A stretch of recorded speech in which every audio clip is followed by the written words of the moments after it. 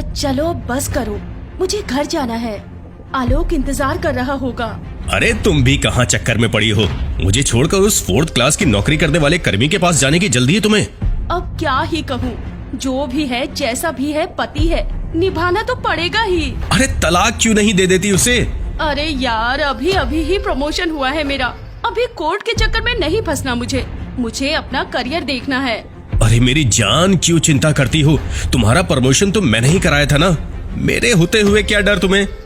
इतना कहते हुए मनीष ने होठों पर होठ रख दिए। ज्योति और आलोक की शादी साल 2008 में हुई थी। ज्योति की घर की आर्थिक स्थिति ठीक नहीं थी, इसलिए आलोक ने बिना 1 रुपए दहेज लिए ज्योति को खुशी खुशी ब्याह कर अपने घर ले आया। आलोक पंचायत में कर्मचारी था। वो बुद्धिमान बहुत था, पढ़ लिख कर कोई बड़े अफसर के पद पर पहुंचना चाहता था, पर सुविधा ना होने की वजह से उसने अपने सपने को घर की जिम्मेदारियों के आड़े छोड़ दिया था। ज्योति और आलोक की शादी के बाद पहली रात थी। आलोक कहता है, ज्योति तुम ग्रेजुएट हो, मैं चाहता हूं कि तुम IAS PCS की तैयारी करो। मैं कहाँ पढ़ पाऊंगी, अब इतने साल से पढ़ाई छूटी है और अब यहाँ घर की भी जिम्मेदारी उठानी है। ज्योति की बात पर आलोक कहता है, अरे तुम्हें तो पता है, मैं हमेशा सोचता था कि कोई होता जो मेरा साथ देने वाला होता, तो मैं आज किसी ऊंचे पद पर होता। मैं हूं तुम्हारे साथ, मैं पढ़ाऊंगा तुम्हें जो भी जरूरत होगी, जैसी भी जरूरत होगी, मैं पूरी करूंगा। तुम बस आगे पढ़ो। इतना कहकर ज्योति और आलोक एक दूसरे को गले लगा लेते हैं। आलोक पूरी मेहनत से अपनी नौकरी करने लगा। कुछ दिन उसने खुद ज्योति को पढ़ाया। जब उसे लगा कि तैयारी घर से करना मुश्किल है, तो उसने बनारस के सारी IAS PCS की कोचिंग में ज्योति के साथ खुद जाकर पता कर, और कुछ ना समझ में आने पर वो बनारस छोड़ के प्रयागराज जाने का फैसला करता है, जहां ज्योति को अच्छी पढ़ाई मिल सके। काफी मशक्कत के बाद आलोक अपना ट्रांसफर प्रयागराज करा लेता है। हालांकि इस फैसले से उसके घर वाले नाराज थे, क्योंकि माँ बाप ने सोचा था कि बहू आएगी तो उनको आराम मिलेगा, मगर आलोक के इस फैसले से उसके माँ बाप परेशान थे।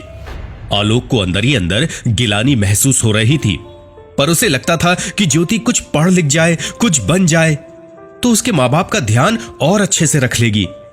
बहरहाल घर की नाराजगी और समाज के तानों से ऊपर उठते हुए आलोक ज्योति को प्रयागराज ले जाता है और सबसे अच्छे कोचिंग संस्थान से उसकी तैयारी शुरू करवाता है। आलोक ने ऑफिस और घर की दोनों की जिम्मेदारी उठा ली। ज्योति भी पति का साथ पाकर तैयारी में जुट गई थी।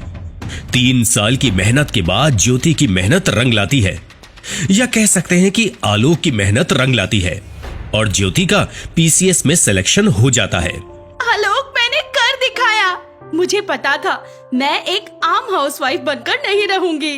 ये बात सुनकर आलोक को थोड़ा सा बुरा महसूस होता है, पर खुशी के मौके को देखते हुए वो बात भूलकर ज्योति को गले लगा लेता है। ज्योति की पहली पोस्टिंग प्रयागराज में होती है।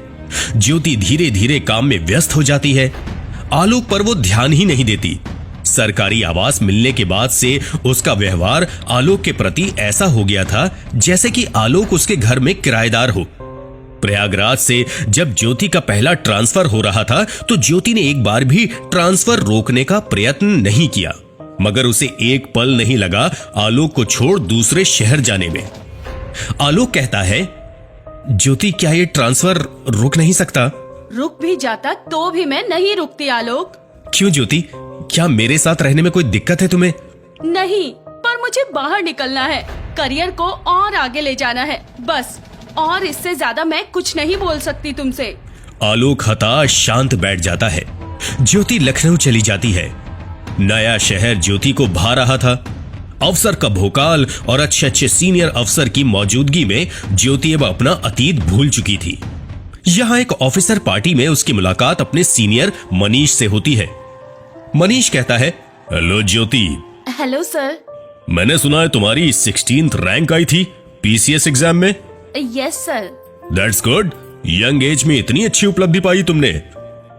ज्योति के ऑफिस में साथ काम करने वाली उसकी दोस्त पीछे से आकर बोलती है, अरे सर, इतनी भी यंग नहीं है जितनी दिखती है, ये शादीशुदा है। तब मनीष कहता है, ओह अच्छी बात है, क्या करते हैं तुम्हारे हस्बैंड? जी वो कर्मचारी है पंचायत ऑफिस में। मनीष मजाक नुमा मुस्कुराकर वहां से चला जाता है। फिर धीरे धीरे मनीष ज्योति से किसी न किसी बहाने मिलने लगती है। ज्योति भी पूरी तरह से इसी आस में रहने लगी कि मनीष से मुलाकात होती रहे।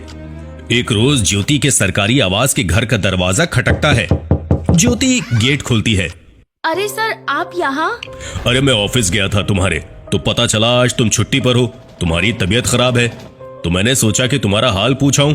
ओह थैंक यू सर, आइए अंदर आइए। घर काफी अच्छा सजाया तुमने। एक मेरा सरकारी घर है, वहाँ घर वाली फील ही नहीं आती। तो क्या हुआ सर, आप यहाँ आ जाया करो फील लेने। ज्योति की बात सुनकर मनीष को पता चल जाता है कि ज्योति भी उसकी ओर आकर्षित है। वैसे तुम कैसे रह लेती हो? मेरा मतलब है कि तुम अधिकारी हो और तुम्हारा पति 4th क्लास कर्मचारी। क्या ही कहूँ सर, बस पूछिए मत। चलो कोई बात नहीं। वैसे मेरे बारे में क्या ख्याल है तुम्हारा? आप? इतना कहकर ज्योति के चेहरे पर शर्म से भरी मुस्कुराहट आ जाती है। बोलो बोलो। हाँ सर, आप मुझे अच्छे लगते हैं। और मैं पूछता नहीं तो तुम बताती भी नहीं। मनीष सोफे से उठकर ज्योति के पास आकर बैठ जाता है। ज्योति के मन में उथल पुथल मच जाती है। एक पल को आलोक का ख्याल उसके मन में आता है। तब तक मनीष ज्योति को थाम कर कहता है, मुझसे शादी कर लो ज्योति, आई लव यू। आलोक के रहते ये मैं सोच भी नहीं सकती। ज्योति कह ही रही होती है कि तभी मनीष ज्योति को किस कर लेता है और ज्योति खुद को मनीष के हवाले कर देती है। फिर ये सिलसिला चलता रहता है। मनीष और ज्योति एक ही शहर में ट्रांसफर ले लेते हैं। गाजियाबाद ट्रांसफर होने के बाद एक दिन ज्योति जब घर लौट रही होती है तो वो देखती है कि आलोक घर के दरवाजे पर खड़ा है। आलोक कहता है, तो कैसा लगा मेरा सरप्राइज? ये कहकर ज्योति को गले लगा लेता है। अरे पर ऐसे अचानक फोन तो करा होता, कल रात तो तुमने कुछ नहीं बताया जब फोन पर बात हुई थी हमारी। आलोक कहता है, तो क्या हुआ, आ नहीं सकता अपनी पीसीएस बीबी से मिलने? अच्छी लग रही हो तुम इस सरकारी गाड़ी में। हाँ।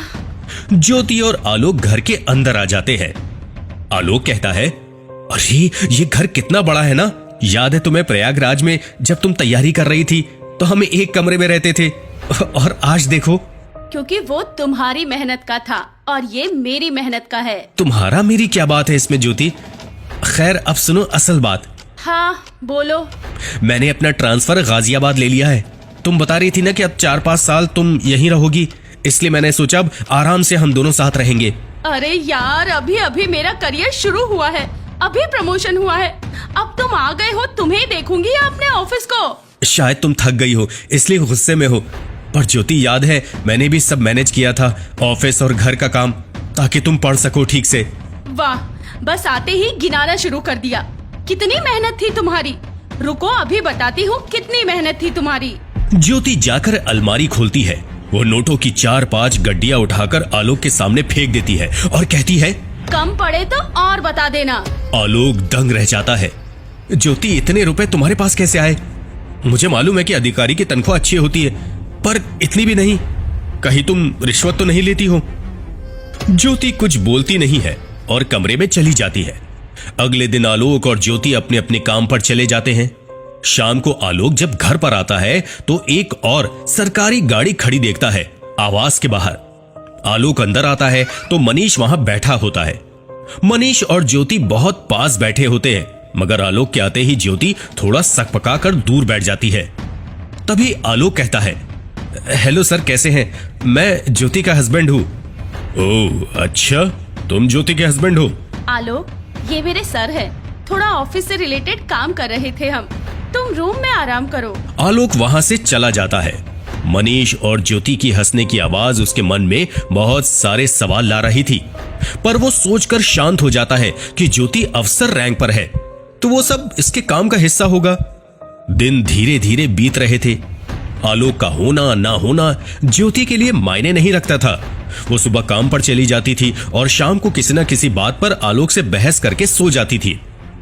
आलोक के होने से मनीष और ज्योति घर पर नहीं मिल सकते थे और अब वो होटल में मिला करते थे। यार, कुछ करना पड़ेगा इस आलोक का।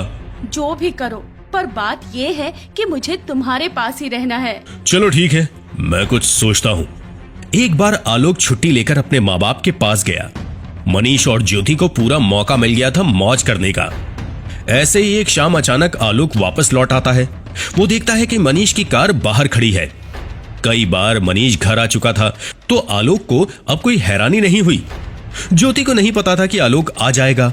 वो मनीष की मदहोशी में खोकर दरवाजे बंद करना भूल जाती है। आलोक अंदर आ जाता है। मनीष और ज्योति हम बिस्तर थे। ये देखकर आलोक का आपा खो जाता है। वो मनीष को मारने के लिए हाथ बढ़ाता है। ज्योति उसका हाथ झटक कर आलोक को धक्का दे देती है। आलोक दीवार के कोने में गिर जाता है और रो रो कर कहता है, आखिर क्यों ज्योति? मैंने अपना सब कुछ निछावर कर दिया था तुम पर, तुम्हें काबिल बनाया, और तुमने ये क्या कर दिया ज्योति? आखिर क्या कमी रखी थी मैंने? कमी? कमी ही कमी है। तुम एक छोटे से कर्मचारी और मैं अधिकारी। तुम्हें अपना पति कहते हुए भी शर्म आती है मुझे। आलोक कुछ नहीं बोलता है, सुध बुध खोकर सुनता रहता है। अब जब सब सामने ही है तो सुन लो, मुझे तलाक चाहिए तुमसे। नहीं ज्योति, ऐसा मत करो, मैं बहुत प्यार करता हूँ तुमसे, ऐसा मत करो। ज्योति का मन एक पल भी नहीं पसीजता। ज्योति आलोक के खिलाफ दहेज का मुकदमा दर्ज कर देती है। उच्च अधिकारियों से साठ गांठ करके आलोक को जेल में डालने का पूरा बंदोबस्त कर देती है। आलोक बेचारा खुद को सही साबित करने के लिए दर दर घूमता है, मगर एक आम इंसान और एक आदमी होने के नाते कोई उसकी बात पर विश्वास नहीं करता। वो बस बैठा है इंतजार में इंसाफ के। आज का समाज तेजी से बढ़ रहा है। औरत और आदमी का फर्क पुरानी बातों में रह गया है, मगर जहां बात आती है कानून व्यवस्था की, वहां आज भी औरतें गलत करके भी आजाद हो जाती हैं और आदमी सही होकर भी दर दर की ठोकर और गाली खा